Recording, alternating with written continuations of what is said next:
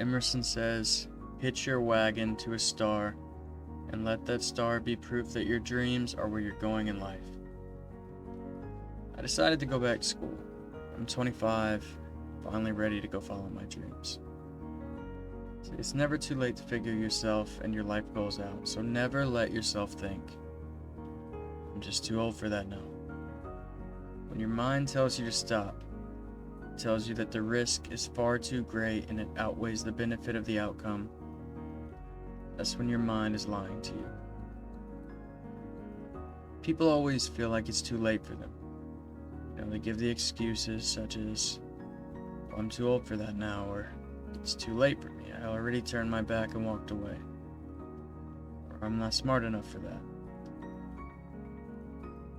You're never too old for anything. It's not too late to start over at 25. It's not too late to start over at 35 or 45. It's not even too late to start over at 55. It's never too late in life to get motivated and make your life a better one for you as a person. It's not too late for you just because you walked away from your goals.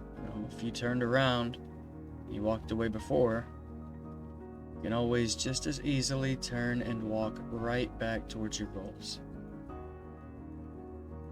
It's not too late because you don't think you're smart enough to achieve your goals. You can always educate yourself, learn more about the field your goals reside in. All it takes is motivation. No matter your age or your past, you can go out there and learn everything you need to know. And people that have a similar mindset to your own, they'll always be willing to help you better yourself and to gather all the knowledge that you need. Take Thomas Edison, for example. See, he had thousands of failures in his past, but he looks at them as, and I quote, "I have never failed. I have merely found 10,000 ways that won't work."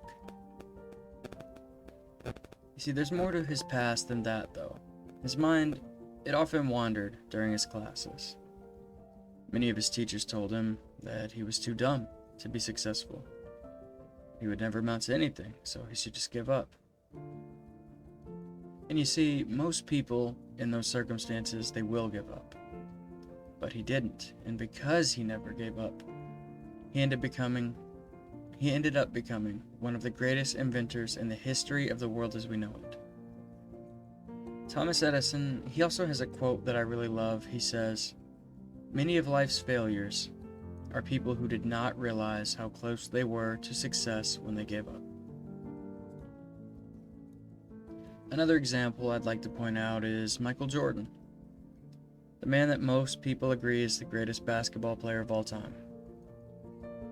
You see, before he became known around the world as the greatest, though, did you know he was actually cut from his high school basketball team for not being good enough? See, he could have easily given up on his NBA dream and instead just gone to college and earned a degree for a different high-paying career.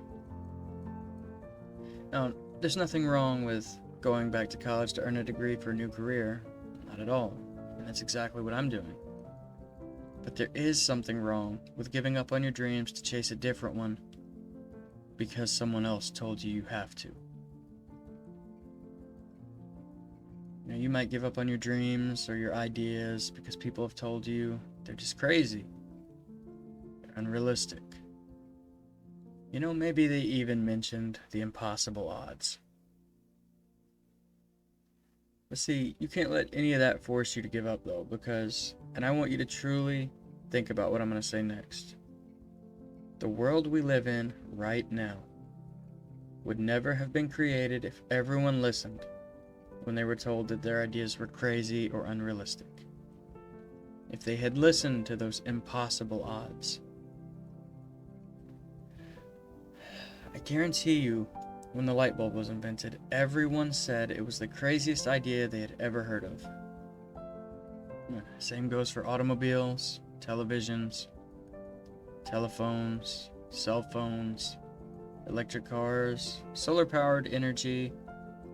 See, none of those things would exist here and now if any of them had listened to those outside noises or those so-called impossible odds.